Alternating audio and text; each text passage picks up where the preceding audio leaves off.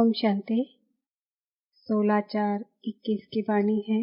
मीठे बच्चे, अल्फ और बे को याद करो तो रमणीक बन जाएंगे। बाप भी रमणीक है तो उनके बच्चे भी रमणीक होने चाहिए। प्रश्न: देवताओं के चित्रों की कशिश सभी को क्यों होती है? उनमें कौन सा विशेष गुण है? उत्तर: देवताएं बहुत रमणीक और पवित्र हैं। रमणीकता के कारण उनके चित्रों की भी कशिश होती है। देवताओं में पवित्रता का विशेष गुण है, जिस गुण के कारण ही अपवित्र मनुष्य झुकते रहते हैं। रमणीक वही बनते जिनमें सर्वदेवी गुण है, जो सदा खुश रहते हैं। ओम शांति। आत्माएं और परमात्मा का मेला कितना वंडरफुल है। ऐसे बेहद के बाप के तुम सब बच्चे हो, तो बच्चे भी कितने रमणीक होने चाहिए। देवताएं भी रमणीक है ना, परंतु राजधानी है बहुत बड़ी। सब एक रस रमणीक हो नहीं सकते। फिर भी कोई कोई बच्चे बहुत रमणीक है जरूर। रमणीक कौन होते हैं? जो सदैव खुशी में रहते हैं, जिनमें दैवी गुण है। ये राधे कृष्ण आदि रमणीक है ना। उनमें बहुत बहुत कशिश है। कौन सी कशिश है? पवित्रता की। क्योंकि इन्हों की आत्मा भी पवित्र है तो शरीर भी पवित्र है। तो पवित्र आत्माएं अपवित्र को कशिश करती है, उन्हों के चरणों में गिरती है। कितनी उनमें ताकत है, भल सन्यासी है, परंतु वह देवताओं के आगे जरूर झुकते हैं। भल कोई कोई बहुत घमंडी होते हैं, फिर भी देवताओं के आगे अथवा शिव के आगे झुकेंगे जरूर। देवियों के चित्रों के आगे भी झुकते हैं, क्योंकि बाप भी रमणीक है तो बाप के बनाए हुए देवी देवताएं भी रमणीक है। उनमें कशिश है पवित्रता की। वह कशिश उन्हों की अभी तक भी चल रही है। तो जितनी इनमें कशिश है उतनी तुम्हारे में भी कशिश होनी चाहिए। जो समझते हैं हम यह लक्ष्मी नारायण बनेंगे, तुम्हारी इस समय की कशिश फिर अविनाशी हो जाती है, सबकी नहीं होती। नंबरवार तो है ना। भविष्य में जो ऊंच पद पाने वाले होंगे, उनमें यहाँ ही कशिश होगी, क्योंकि आत्मा पवित्र बन जाती है। तुम्हारे में जास्ती कशिश उनमें है जो खास याद की यात्रा में रहते हैं। यात्रा में पवित्रता जरूर रहती है। पवित्रता में ही कशिश है। पवित्रता की कशिश फिर पढ़ाई में भी कशिश ले आती है। यह तुमको अभी पता पड़ा है। तुम लक्ष्मी नारायण के ऑक्यूपेशन को जानते हो। उन्होंने भी कितना बाप को याद किया होगा। यह जो उन्होंने इतनी राजाई पाई है, वह जरूर राजयोग से ही पाई है। इस समय तुम यह पद पाने के लिए आए हो। बाप बैठ तुमको राजयोग सिखाते हैं, यह तो पक्का निश्चय कर यहाँ आए हो ना। बाप भी वही है, पढ़ाने वाला भी वही है, साथ भी वही ले जाने वाला है। तो यह गुण सदैव रहने चाहिए। सदैव हर्षित मुख रहो। सदैव हर्षित तब रहेंगे जब बाप अल्फ की याद में रहेंगे, तब बे की भी याद रहेगी और इससे रमणीक भी बहुत होंगे। तुम बच्चे जानते हो हम यहाँ रमणीक बन फिर भविष्य में ऐसा रमणीक बनेंगे। यहाँ की पढ़ाई ही अमरपुरी में ले जाती है। यह सच्चा बाबा तुमको सच्ची कमाई करा रहे हैं। यह सच्ची कमाई ही साथ चलती है 21 जन्म के लिए। फिर भक्ति मार्ग में जो कमाई करते हो, वह तो है ही अल्पकाल सुख के लिए। वह कोई सदैव साथ नहीं देती। तो इस पढ़ाई में बच्चों को बड़ा खबरदार रहना चाहिए। तुम हो साधारण, तुमको पढ़ाने वाला भी बिल्कुल साधारण रूप में है, तो पढ़ने वाले भी साधारण ही रहेंगे। नहीं तो लज्जा आएगी। हम ऊंचे कपड़े कैसे पहने? हमारे मम्मा पापा कितने साधारण हैं, तो हम भी साधारण हैं। यह क्यों साधारण रहते हैं? क्योंकि वनवाह में है ना। अभी तुमको जाना है, यहाँ कोई शादी नहीं करनी है।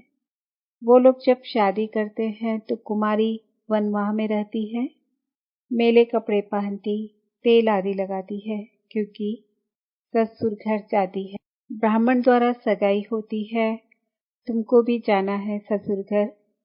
रावणपुरी से रामपुरी अथवा विष्णुपुरी में जाना है। तो यह वनवाह का रिवाज इसलिए रखा है कि कोई भी अभिमान देह का व कपड़ों आदि का न आए। किसको हल्की साड़ी है, दूसरे को देखते हैं कि इनके पास तो ऊंची साड़ी है, तो ख्याल चलता है। सोचते हैं कि यह तो वनवाह में है नहीं। लेकिन तुम वनवाह में ऐसे साधारण रहते हुए कोई को इतना ऊंचा ज्ञान दो, इतना नशा चढ़ा हुआ हो तो उसे भी तीर लग जाए। भल बर्तन मांजते रहो व कपड़ा साफ करते रहो। तुम्हारे सामने कोई आए तो तुम झट उनको अल्फ की याद दिलाओ। तुमको वो नशा चढ़ा हुआ हो और सादे कपड़ों में बैठ किसको नॉलेज देंगे तो वह भी वंडर खाएंगे। इनमें कितना ऊंच ज्ञान है। यह ज्ञान तो गीता का है और भगवान का दिया हुआ है। राजयोग तो गीता का ज्ञान ही है, तो ऐसा नशा चढ़ता है। जैसे बाबा अपना मिसाल बताते हैं। समझो हम बच्चों के साथ कोई खेल कर रहा हूँ। कोई जिज्ञासु सामने आ जाता है तो झट उनको बाप का परिचय देता हूँ। योग की ताकत, योग बल होने के कारण वह भी वहां ही खड़ा हो जाएगा तो वंडर खाएगा कि यह इतना साधारण, इसमें इतनी ताकत। फिर वह कुछ भी बोल नहीं सकेगा, मुख से कोई बात निकलेगी नहीं। जैसे तुम वाणी से परे हो वैसे वह भी वाणी से परे हो जाएंगे। यह नशा अंदर में होना चाहिए। कोई भी भाई अथवा बहन आए तो उनको एकदम खड़ा करके विश्व का मालिक बनाने की मत दे सकते हैं। अंदर में इतना नशा होना चाहिए, अपनी लगन में खड़ा हो जाना चाहिए। बाबा सदैव कहते हैं, तुम्हारे पास ज्ञान तो है परंतु योग का जौहर नहीं है। प्योरिटी और याद में रहने से ही जौहर आता है। याद की यात्रा से तुम पवित्र बनते हो, ताकत मिलती है। ज्ञान तो है धन की बात। जैसे स्कूल में पढ़कर एमए, बीए आदि करते हैं तो इतना फिर पैसा मिलता है। यहाँ की दूसरी बात है। भारत का प्राचीन योग तो मशहूर है। यह है याद। बाप सर्वशक्तिमान है तो बच्चों को बाप से शक्ति मिलती है। बच्चों को अंदर में रहना चाहिए। हम आत्माएं बाबा की संतान हैं, परंतु बाबा जितने हम पवित्र नहीं हैं। अब बनना है। अभी है एम ऑब्जेक्ट। योग से ही तुम पवित्र बनते हो। जो अनन्य बच्चे हैं वह सारा दिन यही ख्यालात करते रहेंगे। कोई भी आए तो उनको हम रास्ता बताएं। तरस आना चाहिए। बेचारे अंधे हैं। अंधे को लाठी पकड़ा कर ले जाते हैं ना। यह सब अंधे हैं, ज्ञान चक्षु है नहीं। अभी तुम्हें ज्ञान का तीसरा नेत्र मिला है तो सब कुछ जान गए हो। सारे सृष्टि के आदि मध्य अंत को हम अभी जानते हैं। ये सब भक्ति मार्ग की बातें हैं। तुमको पहले भी पता था क्या कि hear no evil, see no evil, यह चित्र क्यों बना है? दुनिया में कोई भी इनका अर्थ नहीं समझते, तुम अभी जानते हो। जैसे बाप नॉलेजफुल है, तुम उनके बच्चे भी अब नॉलेजफुल बन रहे हो। नंबरवार पुरुषार्थ अनुसार कोई कोई को तो बहुत नशा चढ़ता है, वाह, बाबा का बच्चा बनकर। और बाबा से पूरा वर्षा नहीं लिया तो बच्चा बनकर ही क्या किया। रोज रात को अपना पोता मिल देखना है। बाबा व्यापारी है ना। व्यापारियों को पोता मिल निकालना सहज होता है। गवर्नमेंट सर्वेंट को पोता मिल निकालना नहीं आता है, न वह सौदागर होते हैं। व्यापारी लोग अच्छा समझेंगे तुम व्यापारी हो। तुम अपने नफे नुकसान को समझते हो। रोज खाता देखो, मुरादी संभालो, घाटा है व फायदा है। सौदागर हो ना, गायन है ना, बाबा सौदागर रत्नाकर है। अविनाशी ज्ञान रत्नों का सौदा देते हैं, यह भी तुम जानते हो। नंबरवार पुरुषार्थ अनुसार सब कोई श्रूड बुद्धि नहीं है। एक कान से सुनते हैं फिर दूसरे से निकल जाता है, झोली में छेद से निकल जाता है, झोली भरती नहीं है। बाप कहते हैं धन दिए धन ना घुटे, अविनाशी ज्ञान रत्न है ना। बाप है रूप बसंत, आत्मा तो है, उनमें ज्ञान है। तुम उनके बच्चे भी रूप बसंत हो। आत्मा में नॉलेज भरी जाती है, उनका रूप है, भल आत्मा छोटी है। रूप तो है ना, उनको जाना जाता है, परमात्मा को भी जाना जाता है। सोमनाथ की भक्ति करते हैं तो इतने छोटे स्टार की क्या पूजा करेंगे। पूजा के लिए कितने लिंग बनाते हैं, शिवलिंग छत जितना बड़ा बड़ा भी बनाते हैं। यूं तो है छोटा परंतु मर्तबा तो ऊंच है ना। बाबा ने कल पहले भी कहा था कि इन जब तब आदि से कोई प्राप्ति नहीं होती है, यह सब करते नीचे ही गिरते जाते हैं, सीढ़ी नीचे ही उतरते हैं। तुम्हारी तो अब चढ़ती कला है, तुम ब्राह्मण पहले नंबर के जिन्न हो। कहानी है ना, जिन्न ने कहा हमको काम नहीं देंगे तो खा जाएंगे, तो उनको काम दिया, सीढ़ी चढ़ो और उतरो, तो उनको काम मिल गया। बाबा ने भी कहा है कि यह बेहद की सीढ़ी तुम उतरते हो फिर चढ़ते हो, तुम ही फुल सीढ़ी उतरते और चढ़ते हो। जिन्न तुम हो, दूसरे कोई फुल सीढ़ी नहीं चढ़ते हैं। फुल सीढ़ी का ज्ञान पाने से तुम कितना ऊंच पद पाते हो, फिर उतरते हो, चढ़ते हो। बाप कहते हैं मैं तुम्हारा बाप हूँ, तुम मुझे पतित पावन कहते हो ना।